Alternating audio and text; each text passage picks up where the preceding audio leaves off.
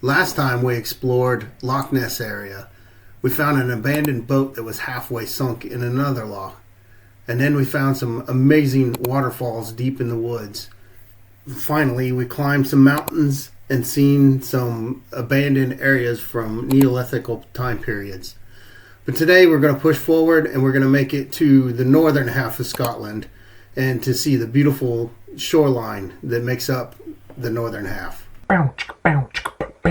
It's the Williams family.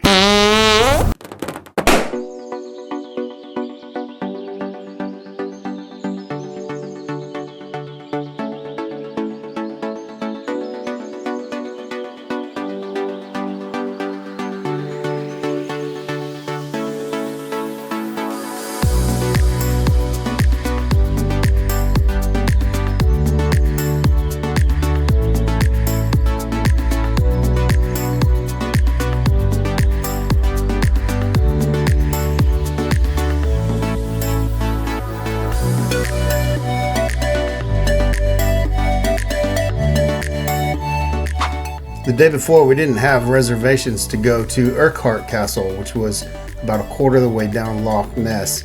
So we decided to come up here and check it out before we finished our push going north.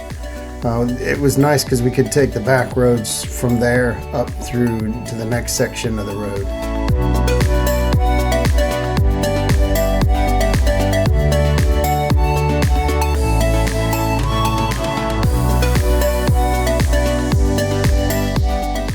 This trebuchet was a nice addition out in front of the castle. They had stones that were the size of stones that were used as trebuchets in the time period. Another neat little detail that they did on this one was the wheels had a very detailed pattern carved into the wood.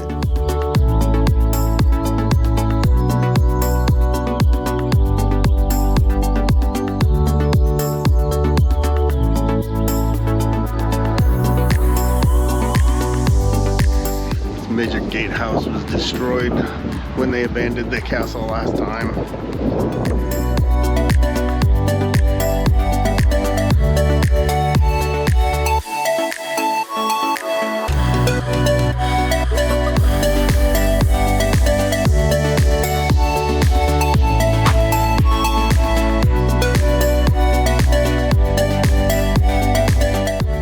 Of course, a lot of this audio has been really torn up because of all the wind that day. But on top of that, there was just so many people. In some areas, it was just so loud you could barely hear anyone else talk. But there was all these beautiful spots where you could oversee Loch Ness. But as you can see right there, there's just people everywhere walking.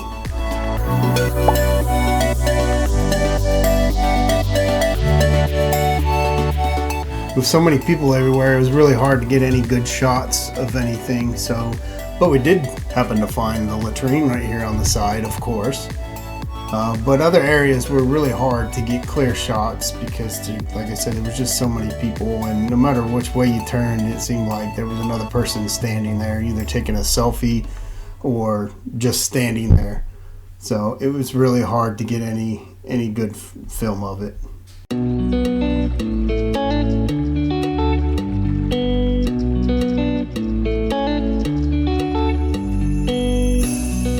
So this tower was probably one of the best preserved areas in the entire castle.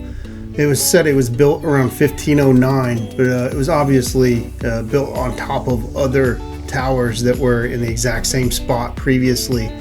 As you will see later on, there's some maps showing what the castle area looked like all the way from, I think it's the 500s, but back in the 1200s there was already a tower in this exact same spot.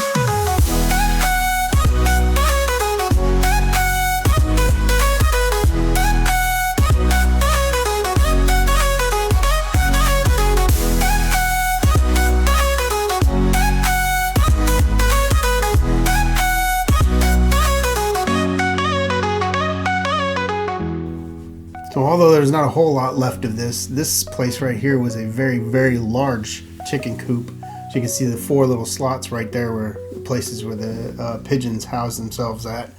But this was, by the diagram, was one of the largest ones that we've ever seen. And following that, we decided to go ahead and walk up here to the tip top.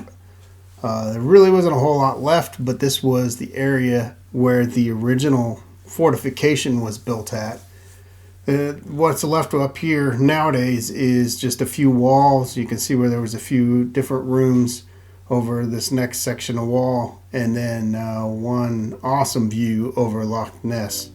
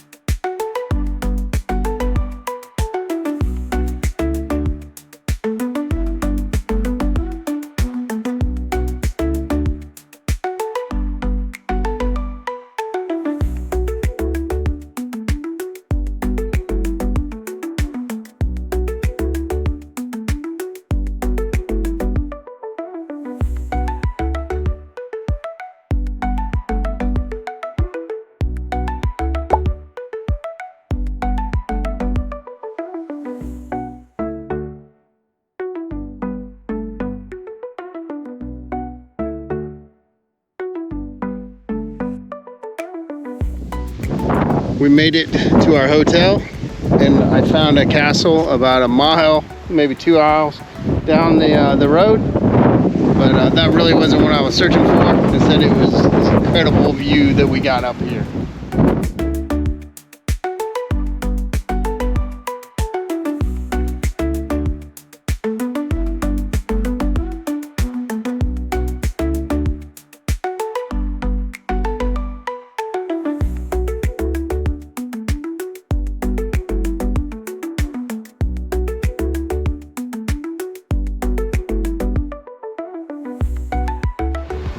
This was definitely one of those accidental finds. We'd been seeing the shoreline all along, but this is a really, really good view compared to some of the other ones.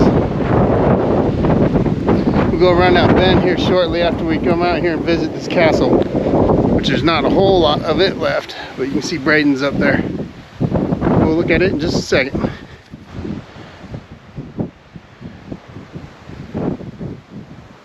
Crystal clear water, even in the ocean.